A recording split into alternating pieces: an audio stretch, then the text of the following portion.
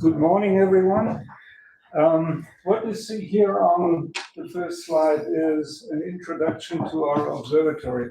We run a geodetic observatory at the location Wetzel, which is 200 kilometers northeast of Munich. And a similar site like this is located here in France, in the city of Grasse, on the Plateau de Calerne belongs to the Nice Observatory. Okay, so I thought before we dig into the ring lasers, and give you a little bit of the background why we are doing this business and what our interests are, and essentially what your interests are in this, even if you don't know about this. And the first thing that we need to realize is, in order to perform positioning, precise positioning on the Earth, and in order to perform navigation, we need a reference frame. And the reference frame that is of importance here, it gives you something like latitude, longitude, height, reliable down to very high resolution, and including crustal motion and all the variations that come with time. So it's not just a once for all measurement, it's something that is repeated in order to give trends. And you can see here station positions with their horizontal vectors shown, which way they're moving.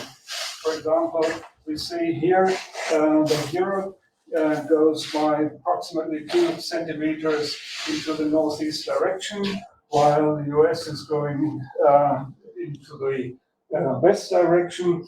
And you see around the Ring of Fire here at the Pacific Ocean, we have particularly large movements. Okay, so how do we get all these positions here?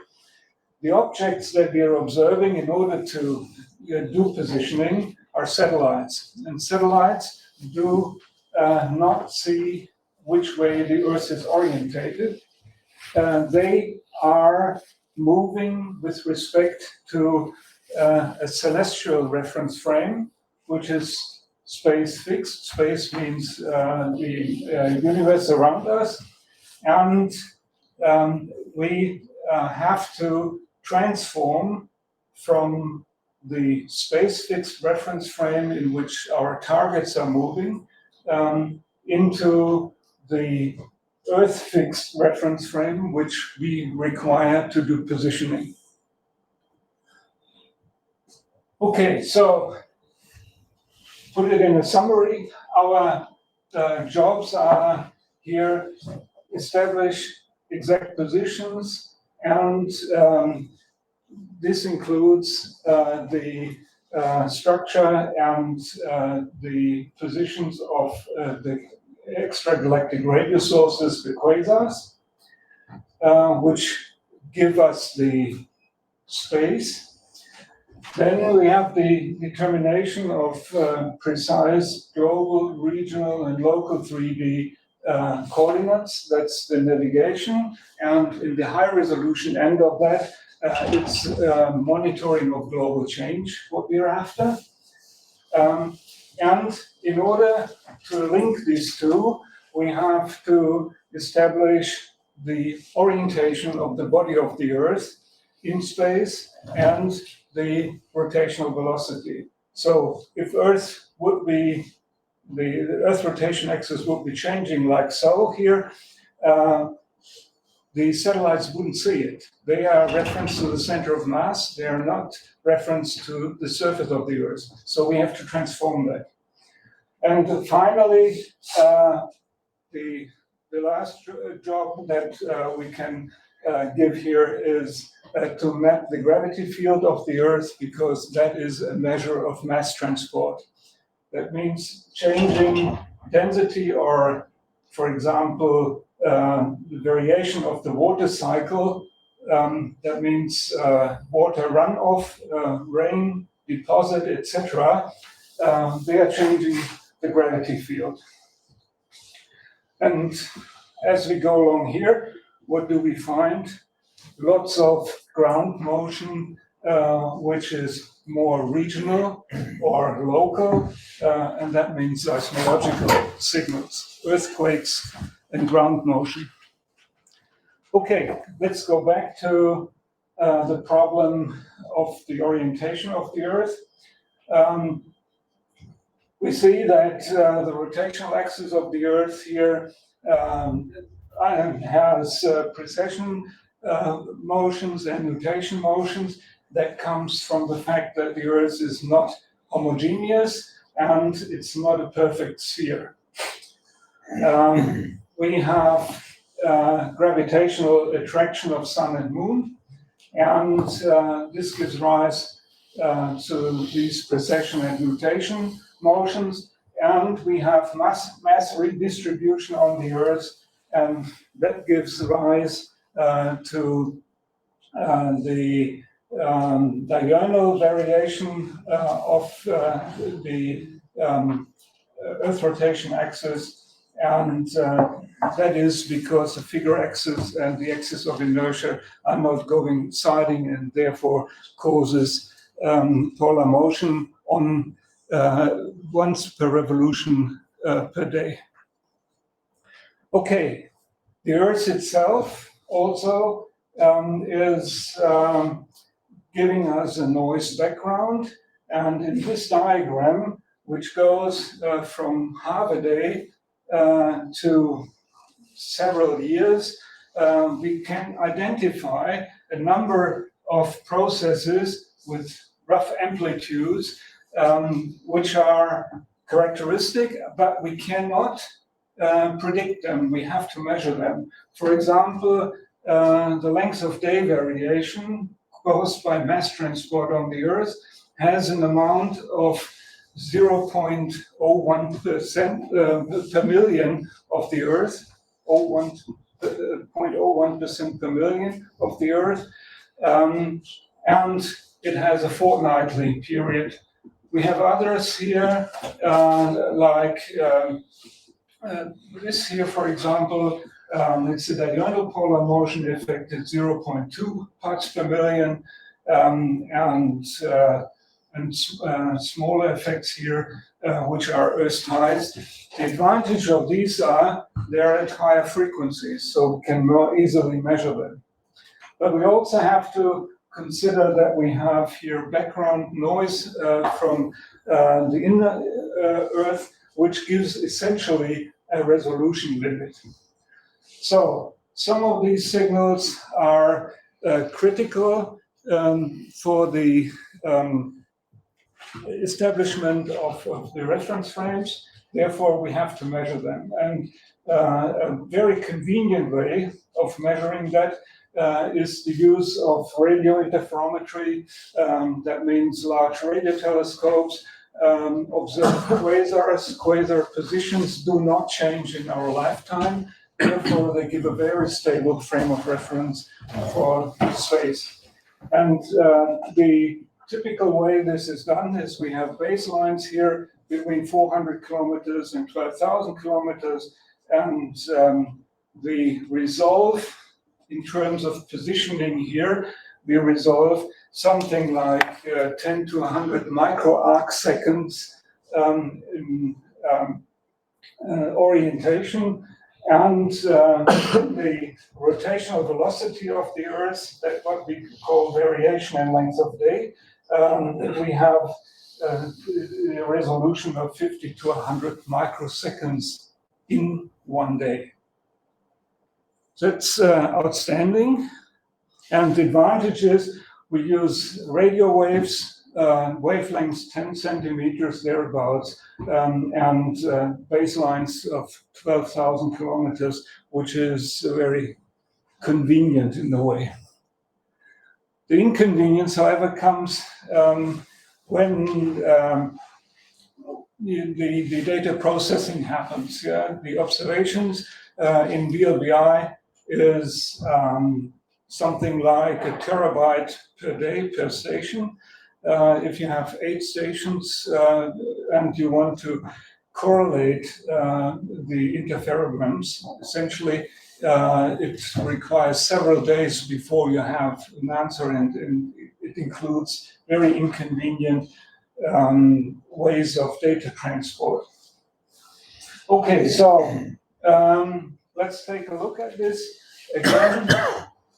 Earth rotation and orientation of the rotational axis in space is what we're after, and we can consider this a star compass when we look at this radio wave, because the quasars are objects. And now, more than 100 years ago, here in France, Georges Sagnac showed that the inertial compass is feasible on light.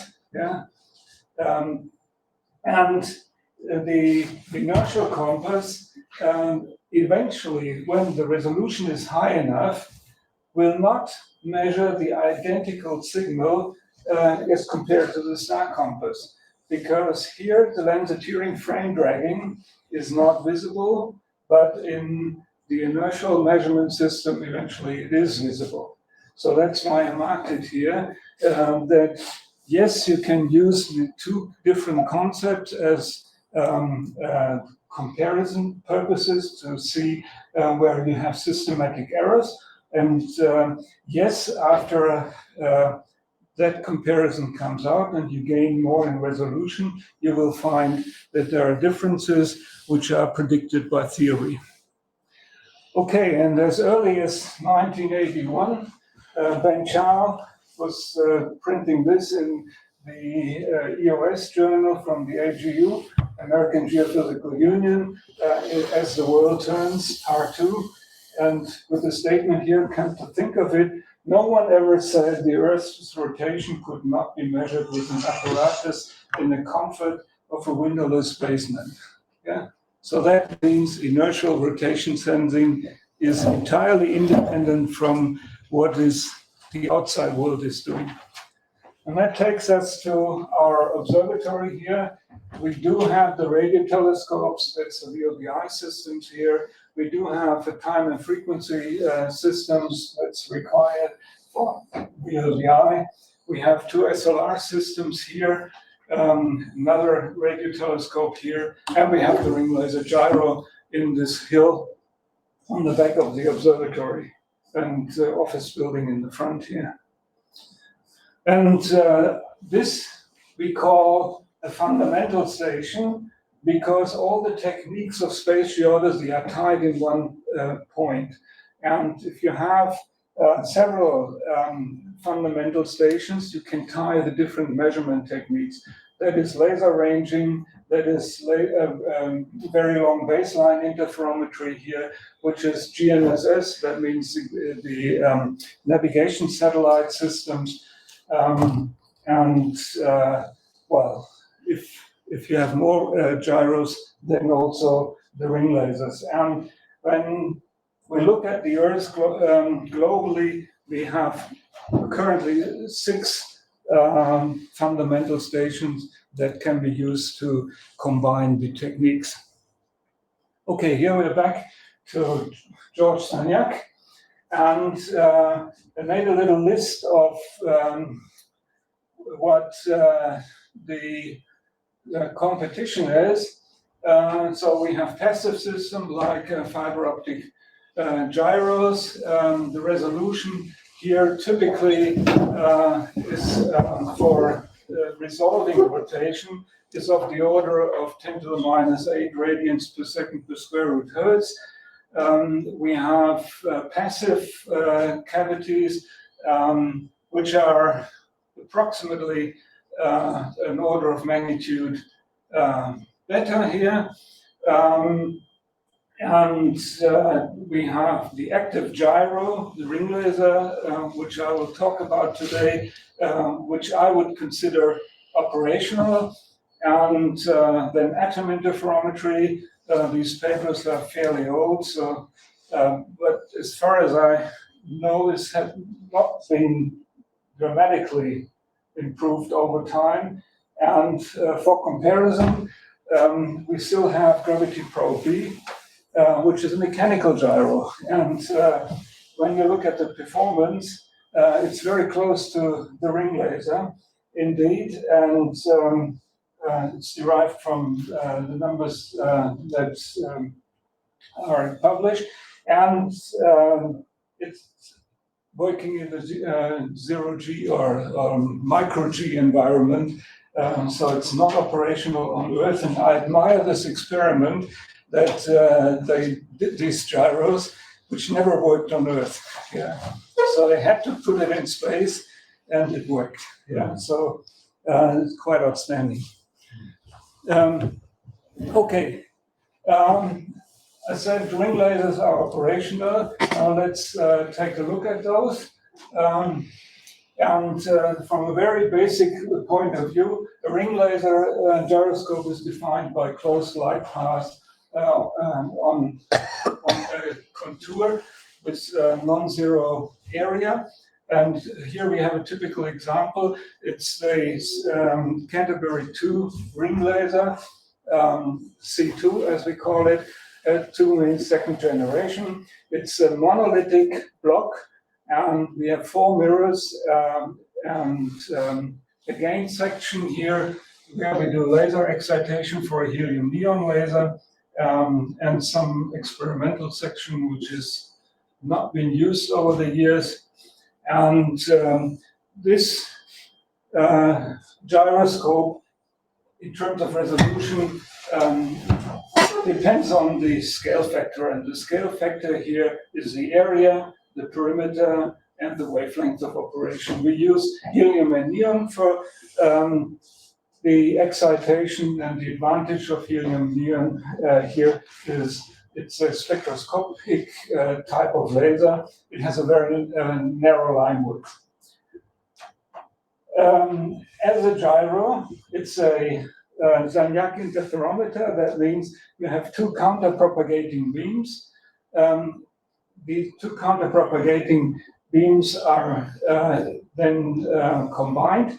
That means superimposed, and we get the interference pattern, and the interference pattern is entirely only giving rotation, and this instrument is entirely insensitive to translation.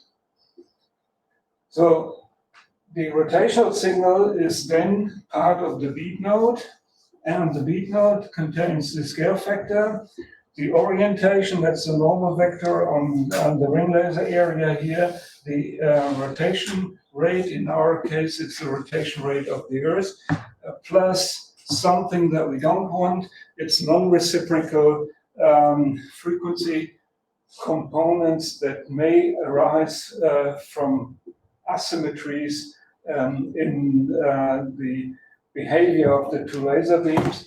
And in order to be relevant for geodesy, our goal is 10 to the minus 9 of Earth rotation itself.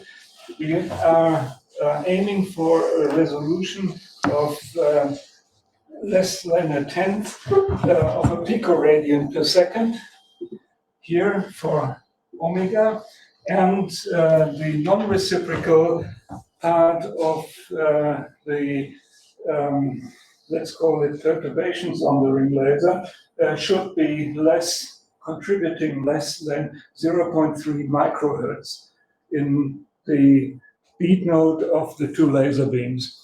And both numbers here are extremely difficult to obtain. Okay, so why is it so difficult? Here's a view on the C2 ring laser when it was first built, and later when it was under a pressure vessel in New Zealand in the Kashmir Cavern in Christchurch. And the first thing that we need to realize is that the Sagnac effect itself is entirely depending on the cavity. Yeah, it's only the cavity that really matters. And the resolution that we have can be reduced to 2 factors. One is the scale factor, that means essentially the area, and the other is losses between the losses in the cavity, and so all we do is we maximize the area and we minimize the losses. And that gives us sensitivity. So in our realizations, we are using light, and we use optical interference to probe the rotation sensing ability. And in my view, active and passive systems are entirely equivalent. It's only the discomfort in measurement that makes a difference. Yeah, there are some advantages to the ring laser approach and some advantages to the passive gyro approach. In the passive gyro, we are dealing with an empty cavity, which is ideal because that's what the rotation rate depends on.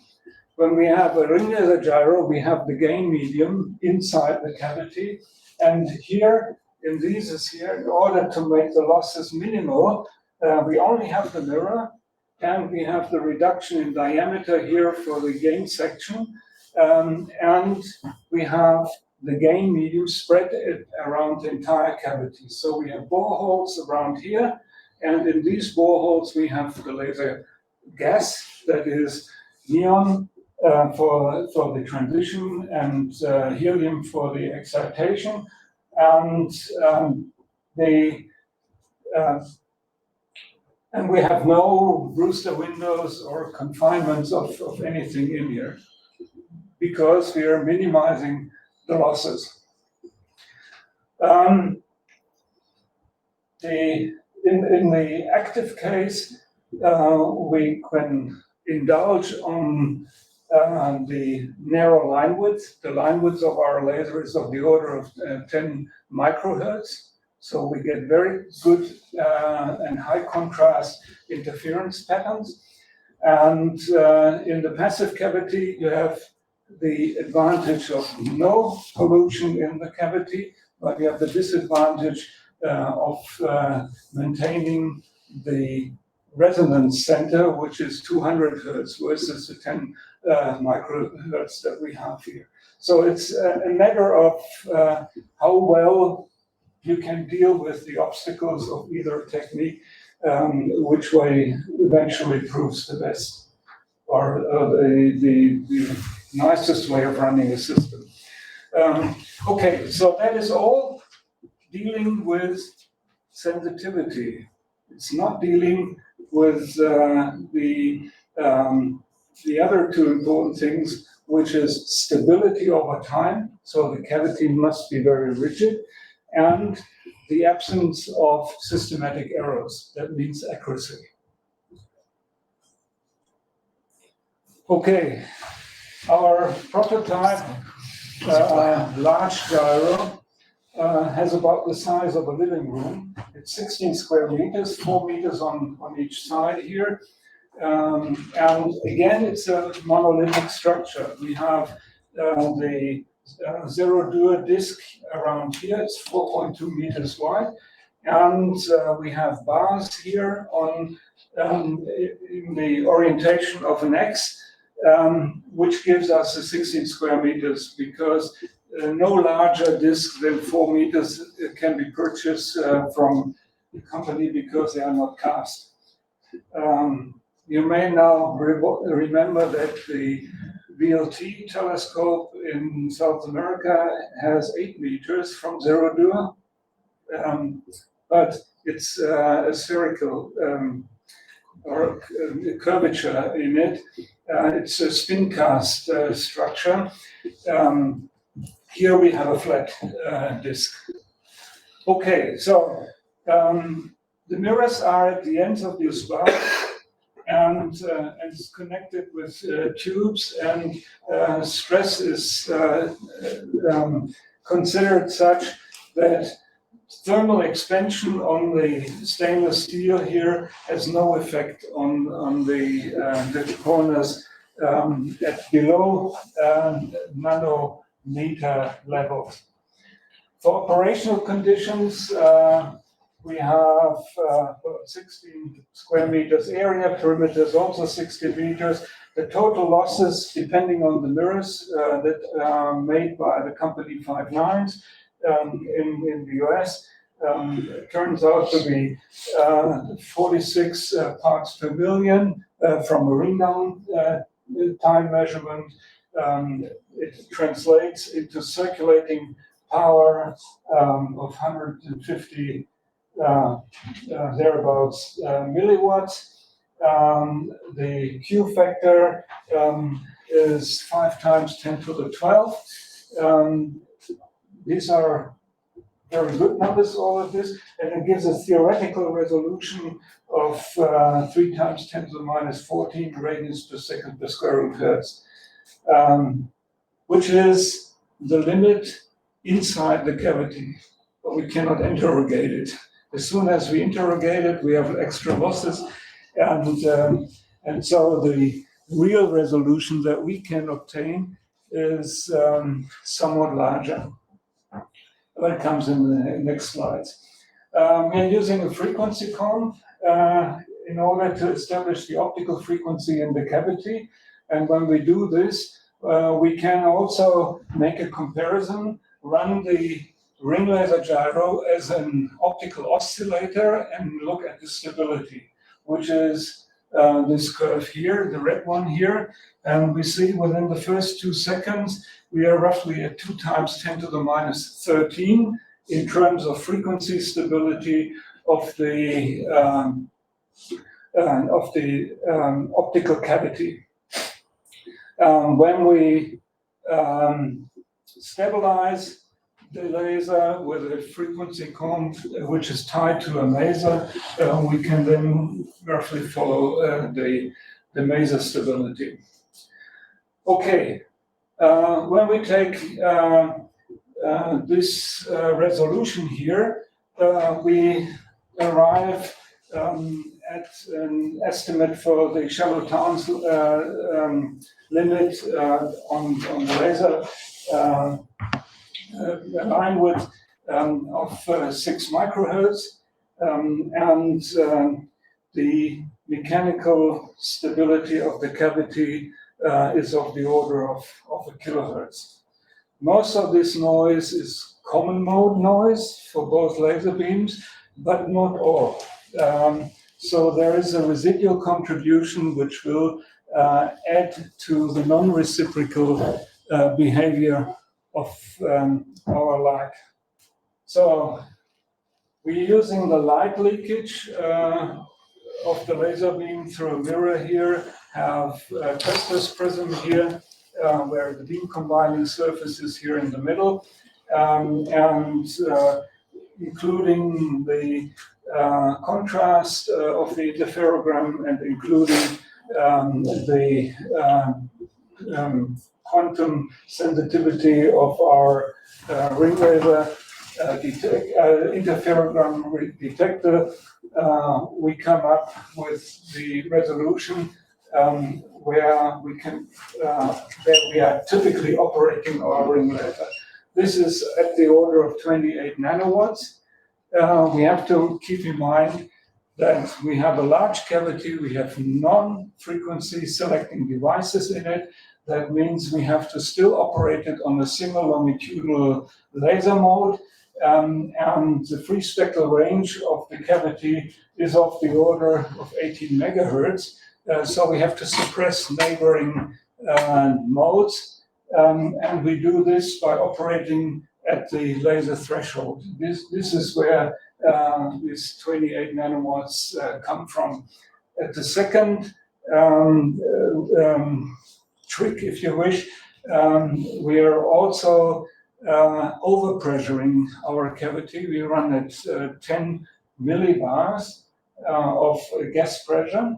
That's excess of helium in the cavity, which increases the homogeneous line width and therefore suppresses the first 4 free spectral ranges. So we have about a separation of 100 megahertz in optical frequency between the lasing mode and the first neighbor that may pop up if the gain is too high.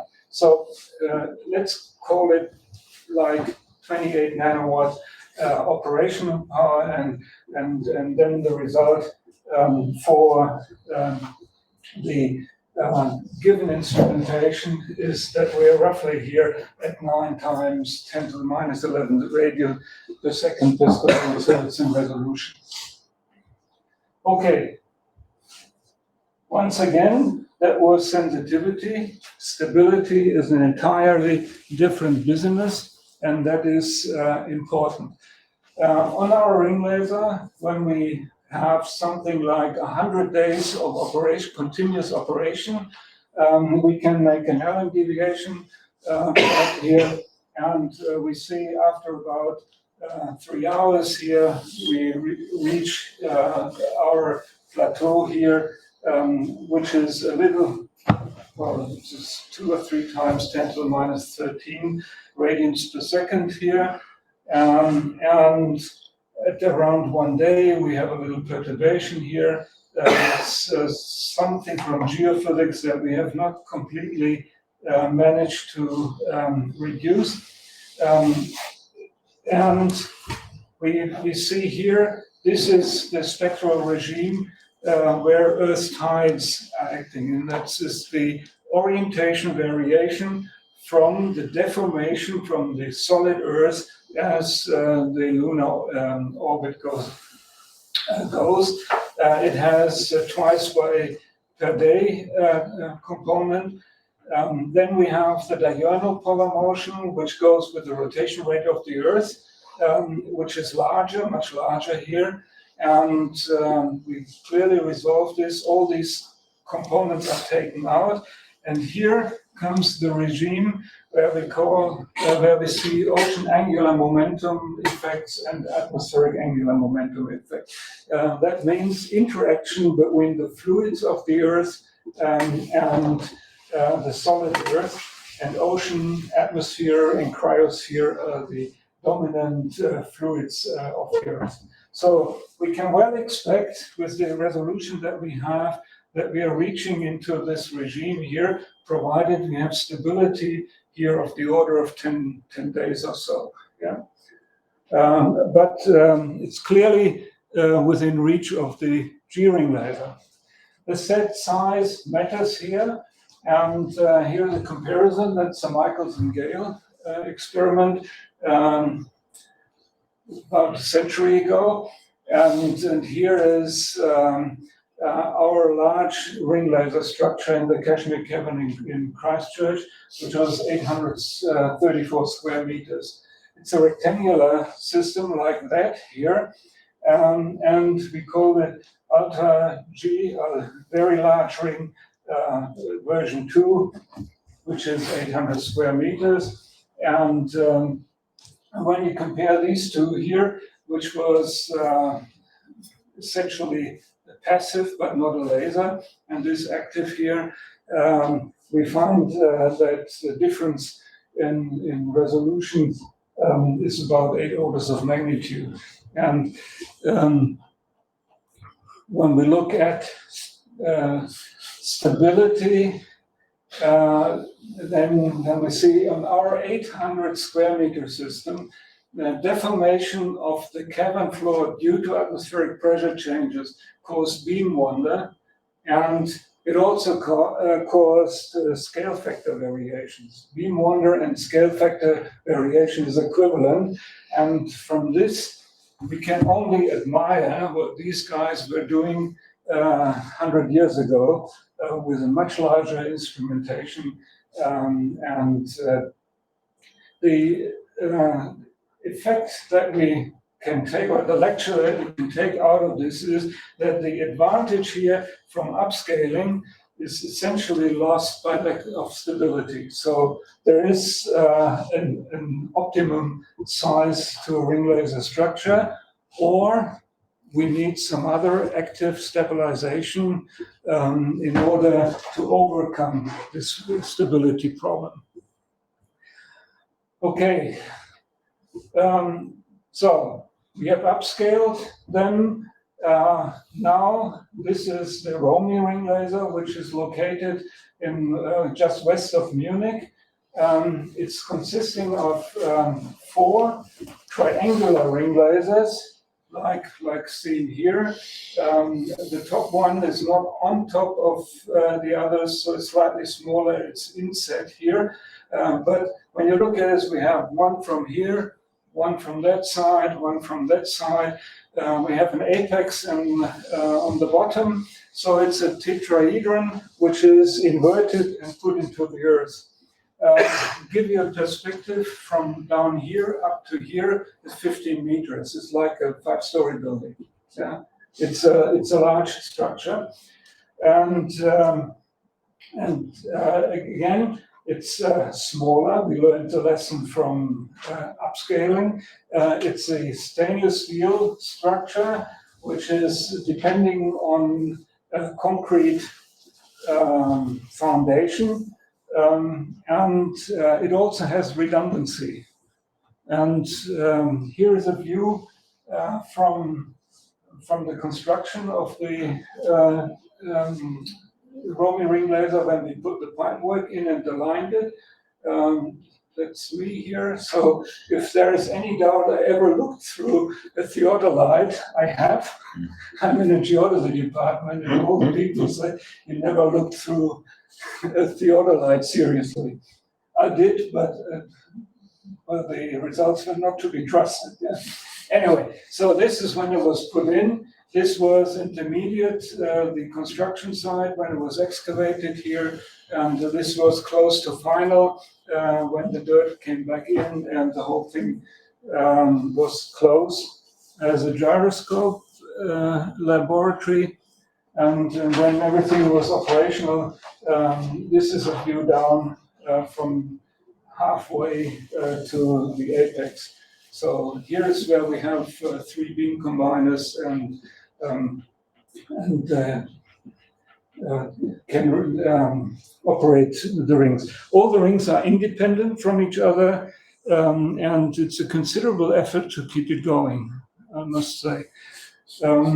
But once it is going, we can establish from all 4 of these rings, we can establish the Earth rotation vector. The first thing is, when you look at this chart here, it's the Allen deviation, that's the G ring laser, and you see it's very nicely run, well, basically going down to the resolution limit, that means the flicker floor, and the others, you see stainless steel is not like Zero-Dur, and these things are larger, so we lack stability here. It's that's very clear. We also have, when we look at the interferogram, the frequency over time, you see there is a slight upward trend, and this slight upward trend was setting of the mechanical building. And we also see on this chart here that the proper alignment with this pointing to geographical north, the north component here, and this vertical with respect to the local reference frame, we have a small mismatch, which we consistently can reconstruct out of the 4 ring lasers. So that is encouraging. And when we do the measurements in this frame of reference, and when we transform that into this frame of reference here, we get a vector which has 3 components.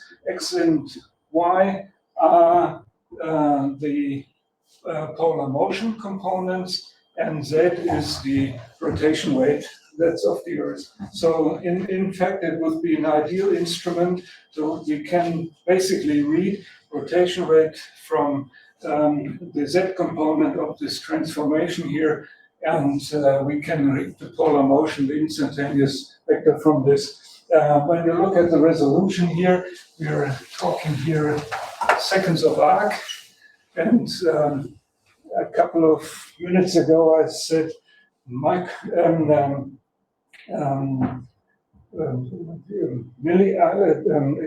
about 100 micro arc seconds. So you see it lacks stability. Mm-hmm. Yeah. The resolution inherently is there, but the stability does not give us the result. Okay, and from that point of view, it's now worth to look at the error sources of our instruments once we have run down to our instruments themselves. And we have the typical classical trio of problems here. One is the misalignment. So this would be the actual measurement of the scale factor, and the correct one, the physically correct one, would be the dashed line here. It's the scale factor, the establishment of the exact scale factor is a problem here. The other thing is the two laser frequencies are very close to each other, although they are in opposite directions. There is some coupling in the gain medium, and there is some coupling from back reflections between the two laser beams, which incidentally are the same for the passive and the active gyros. It depends on the mirror properties. And we find that below a certain rate of rotation, we have locking. That means the interferogram becomes degenerate here. And the critical part is that this is not a fixed threshold, it's variable. It depends on the instantaneous way the losses of the coupling are. So that varies over time. And although we read up here, small variations of this onset point here has an effect, becomes visible there. And finally, when we look at that, we have a null shift issue. That means if this sensor here would not be rotating at all, it would still show something here. Yeah, and it looks all very simple and very obvious, but in terms of working on this instrument, these are three real headaches. Okay, the random walk from the G-ring laser here is currently at 1.76 nanoradians per hour, and high navigational commercial gyros, they are here at 17.5 microradians per hour. Just to give you a comparison. So there is a considerable difference between the G-ring laser and commercial, and that's only the random walk. Now let's look at the errors a bit more in detail. Scale factor, we can measure the geometry of it. We can measure the free spectral range, and from this infer the area. When we do this, we are having not looked at the Gaussian displacement, because the laser beam is penetrating into the coating. It's not on the outside of the coating where the reflection points are. So the beam comes out displaced. We have a refraction index contribution in it. We have dispersion from mirror and the laser plasma, and we have beam aberrations here from Goi phase of the wavefront, and these have been established for the G-ring laser, and the error here is encouraging level of parts per billion. So that's the mechanical part of it. From the laser dynamics, we have two main contributors. That one is the backscatter coupling, which contributes by as much as about 12 parts per million. And we have a null shift contribution, which is estimated to approximately, let's say, a bit over half the parts per million. So again, here we are at the level 10 to the minus 8. Here we are at the level of 10 to the minus 5, 10 to the minus 6, thereabouts. Okay, when we look at the plasma excitation, this is roughly all we have for the helium-neon laser gain excitation, that is 2 centimeters here. And when we look at that here, that's the gain of the controlled beam. Controlled means we're sensing the intensity and we're feeding this back to the transmitter that excites the laser plasma here. And that ought to be stable over time, which it is. And we have the other beam, which is then a free beam. Essentially, you would expect that to be identical to this, but that's not the case. You see there's a small kind of drift effect visible here. And I took the numbers here. When you look at them, they're slightly different. And here's the difference in loss between them. So there is, there is an offset. We don't know where it comes from, and that certainly is a cause for a null shift error. Okay, what are the interacting points in the ring laser gyro? It's with the it's the mirror coatings and the laser beams. And when our mirror substrates were made from ULE, we were roughly here. So what do we see here? Essentially, is we integrate over 1 minute and estimate the beat node. We do this every minute. Then we are taking 60 of these readings and infer a standard deviation from the 60 readings. And what you see here is basically the standard deviation of the observed Sagnac frequency here. These things here are typical weather patterns. That means microseismic activity noise that comes in. These needles here are typically earthquakes anywhere on the Earth with a magnitude larger than 6. And here we see something like the floor of what our instrument can resolve. And this is currently at 8 microhertz. When the external noise is low. And before it has been 40 microhertz on ULE substrates. When we change the substrate from ULE to fused silica, which has a higher Q, we drop down to 20 microhertz.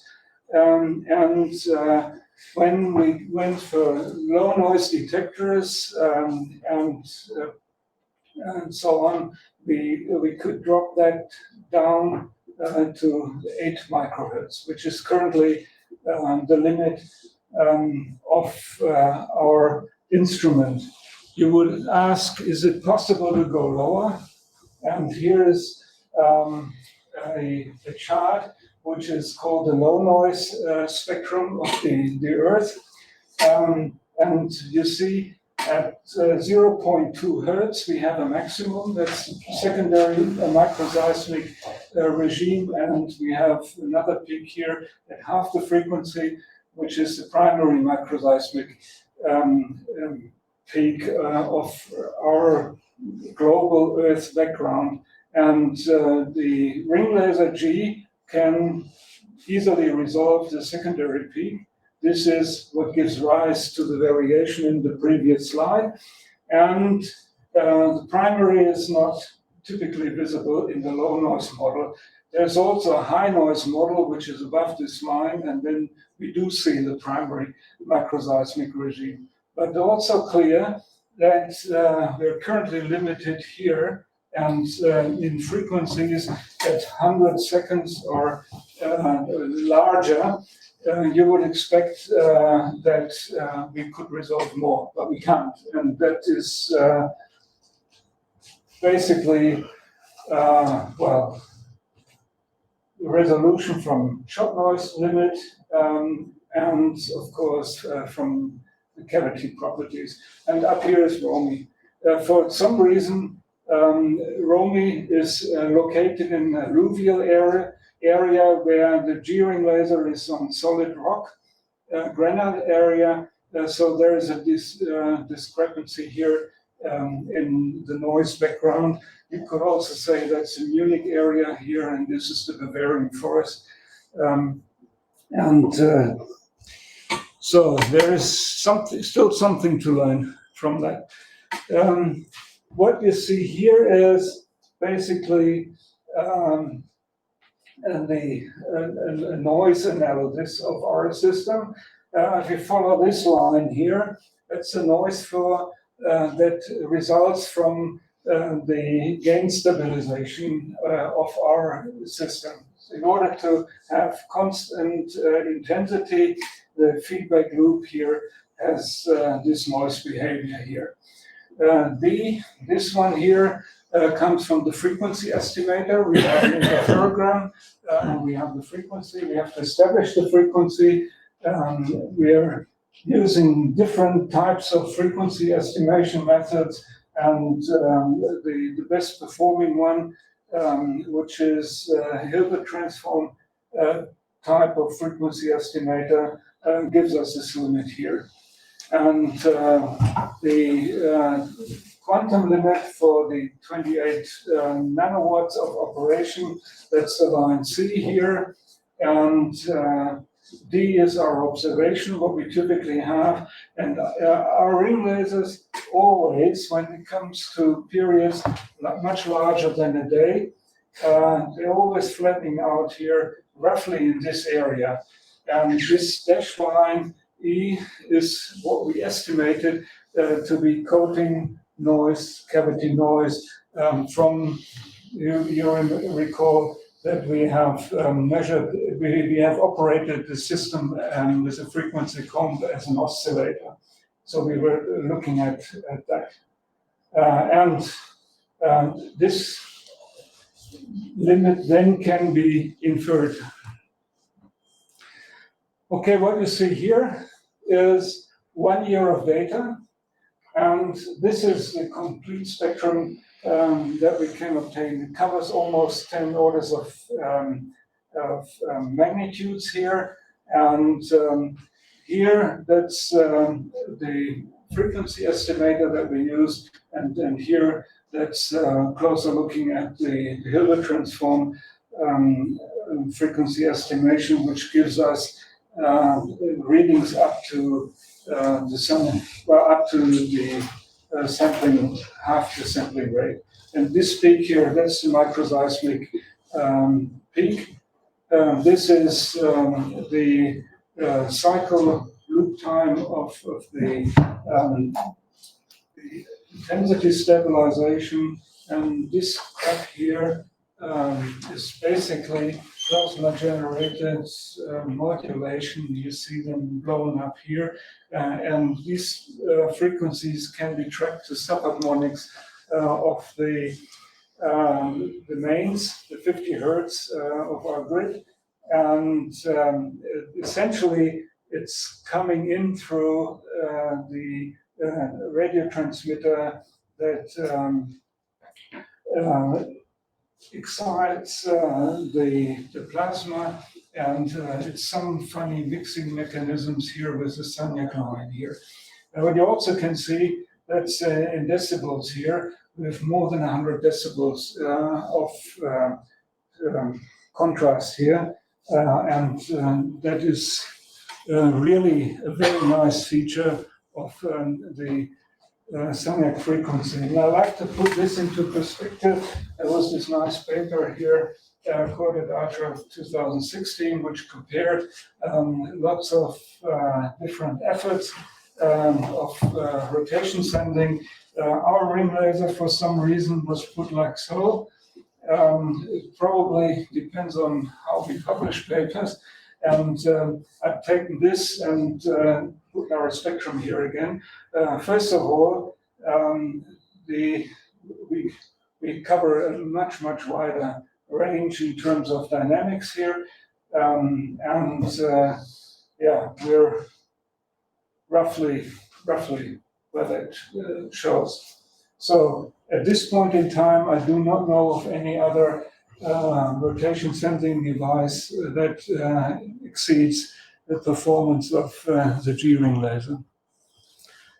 And now just a few more slides on results. And this is basically the numbers for our instrument at the location in Versailles. 348 Hertz is what the Sagnac frequency comes up to, and it corresponds to 55 microradians. Yeah, it's because we're using rotation rate in frequency. That's very unusual. I give this relationship here. So basically, when you remember these two numbers here, in order to get to 10 to the minus 8 of Earth rotation, we are talking 3.5 microhertz. 10 to the minus 9 or above would be a third of a microhertz of resolution. Yeah, just to, so here is what geophysical signals, which are related to orientation. That means variation of our rotation vector comes in, and that's the polar motion, and it's the tides. You see the tidal signal at twice the frequency comes in here. It all depends on the lunar orbit, and therefore we have a periodicity of 2 weeks in our frequency observation. And you see the signals here are of the order of, well, 40, 50, 60 microhertz. So you need 10 to the minus 7 of Earth rotation resolution in order to see that. We have the Chandler signal. The Chandler motion here has a period of 400 days. Here is a part of the Chandler motion that we captured. It's 100 days roughly. And you see the observations of the ring laser here, and the black line is the Chandler motion determined from the International Earth Rotation and Reference System website. And we see that we have excellent agreement here on that. And of course, the Chandler motion that is reported is low-pass filter, well, as good as people can estimate it. And here are the omega-related observable. That is, in fact, the mass transport phenomena. So what is mass transport in that context? Mass transport means if you have ocean currents and you sum the effect that the ocean currents take energy from the solid Earth rotation, the rotation of the solid Earth, then of course that slows down the Earth down. If they hit something like an obstacle, it brings back rotational energy. So we have variations of the order here, give or take 5 microhertz here. And you see it's irregular. And it can only be predicted sort of coarsely. Exact numbers have to be measured. For example, if you get the El Nino Southern Oscillation phenomenon, this will drop down here below the limit of that plot here. Yeah, and the causes that lead to the El Nino effect are not known. But the problem is, if you disregard these effects from global mass transport, then it causes a drift in navigation because it accumulates with every revolution of the Earth. And the second effect is when you set up models of mass transport and you want to compare those models to reality, these act here as a constraint. The true measurements are selection criteria for models if these models can predict the variation correctly. So that is what interests us from the geophysical side, and I have made a comparison for our colleagues from the relativistic end. It requires, in order to establish the Lense-Thirring frame rate at 1% of resolution, it would require 35 nanohertz. But above all, it must be accuracy, because you're reading a value which is a DC offset from zero. So it can be very, very easily mistaken with a null shift problem. So it's an exquisite problem to solve, and I probably won't see it. But I'm positive always, of course. Okay, a typical measurement of our G-ring laser. We are closing the pressure stabilizing vessel, temperature goes a little up, and then it relaxes over hundreds of days, and then it sort of levels out. And we have a model for our ring laser, which includes local effects as well as models. And so the red curve is the theory that we expect, and the black curve is what the measurements actually were giving. So we have to include the Chandler wobble, polar motion, solid earth tides, local tilt, temperature, and sensor effects of some description.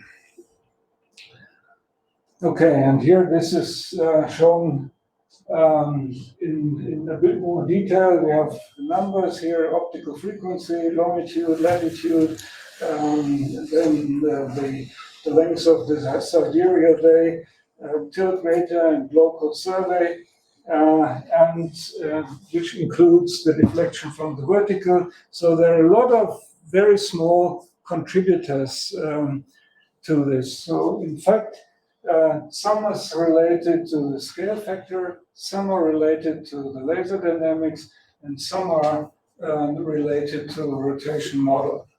And in the end, when everything's correct, we expect a flat line. And here is it in detail.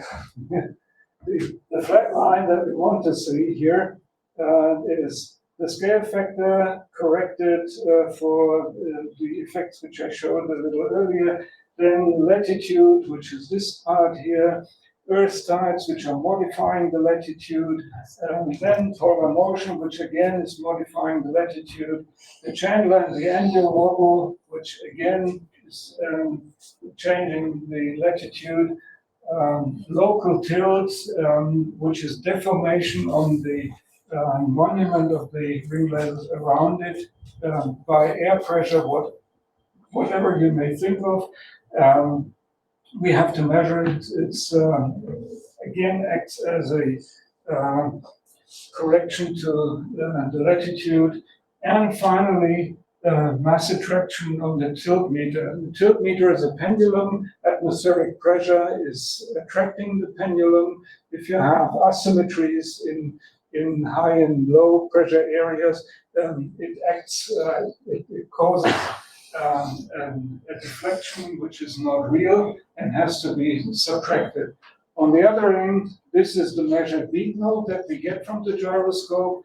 We have the backscatter correction, we have the null shift correction, and we subtract the mean value of our rotation rate. And then we see the variations in omega here. So all of this is in the instrument. Here you see all the models that are applied here numerically. Then the other things like intensity, backscatter, modulation, and null shift, which are measured, and the Sagnac beat node, which is measured,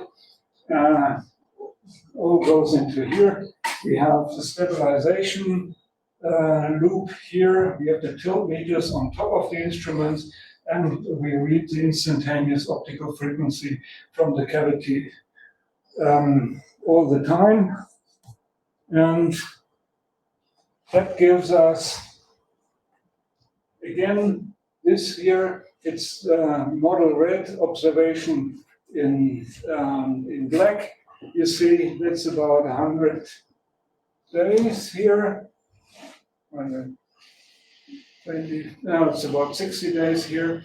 And when we take the spectrum of that, once we have subtracted all the known effects, we get three components here from the length of day variation signal. The red curve here again is the observation from the IERS website, and black here is our measurement.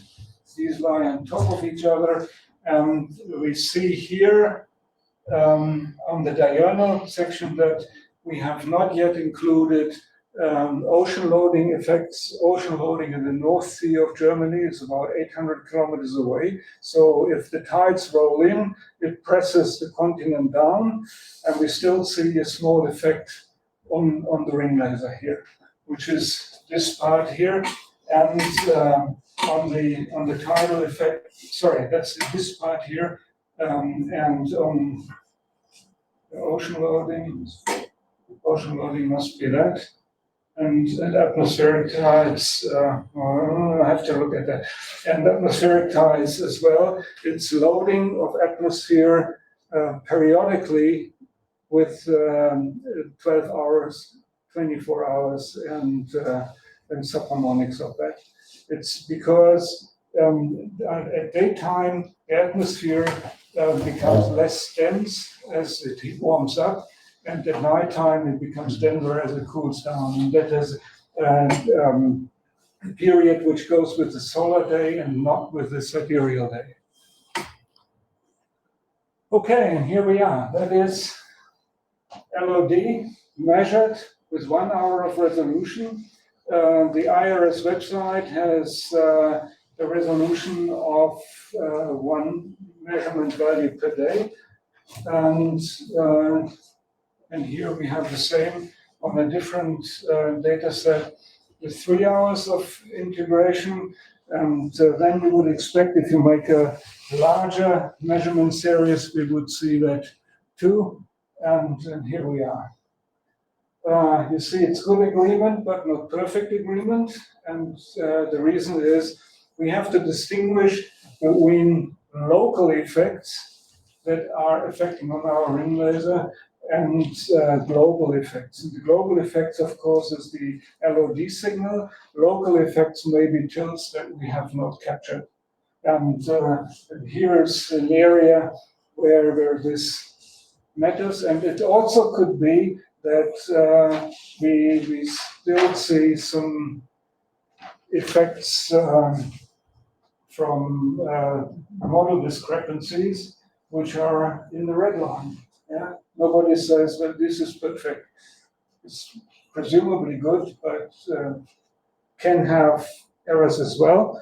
But most likely, when you just recall the previous slide here, we are here in a regime where we still have some noise. So I would trust the red line here more than the black line. But anyway, it's the first time ever that length of day variations have been measured with an inertial sensor. And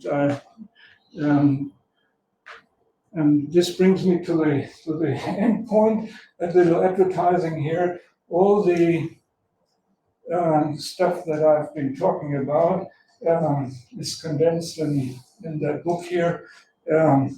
So if you mess around with rotation sensing, it's probably worth looking at the error traps you may find on the way.